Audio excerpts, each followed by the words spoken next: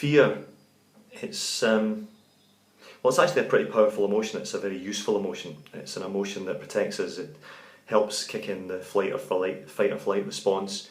And in many ways, fear probably saved a lot of lives on Saturday night at the Pulse nightclub in Orlando.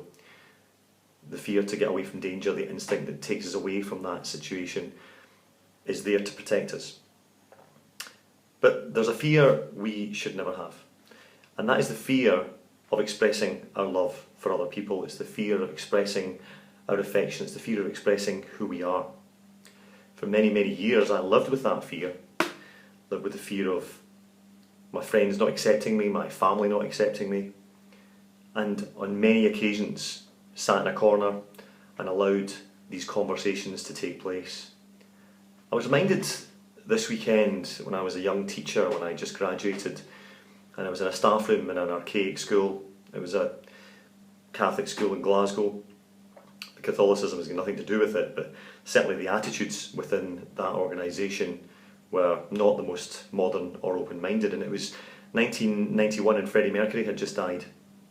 And I pointed out in this all-male staff room, believe it or not, that it was quite sad.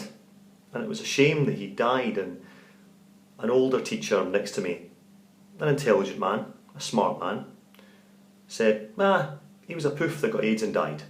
So what? I took that day, I didn't say anything.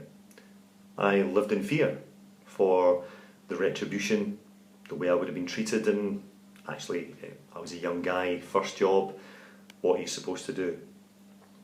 But I hope that for all those years that I did that and I didn't fight the good fight when I perhaps should have, that I went on to fight against that. For many years I worked in a further education college in Glasgow, and I was never backward about coming forward about my sexuality. I was very open about it, I talked about it, and the response I had, I have to say, was fantastic, and I hope that many of the people who I taught watch this and will appreciate how proud I am of them. And then for many years as a stand-up comedian, I stood on a stage and talked about my sexuality quite openly. We perhaps have got a little bit used to the fact that things have got better, that we've moved on, and we have moved on with incredible strides over the recent years. But Saturday reminds us that that hatred, that negativity, the bigotry and the violence towards the gay community and, many other communities still exists. We cannot give in to that fear. We cannot stop showing our love for others, and we cannot sit in the corner anymore and just say that's just one person's opinion, we'll move on. We must fight the good fight.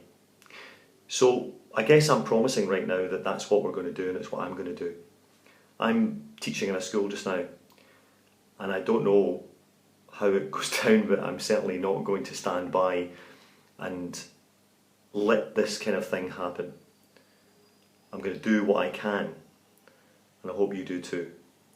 My thoughts are with everyone who was involved on Saturday night, but also with everyone who has ever been the victim of a hate crime, whether you are gay, straight, bisexual, black, anything.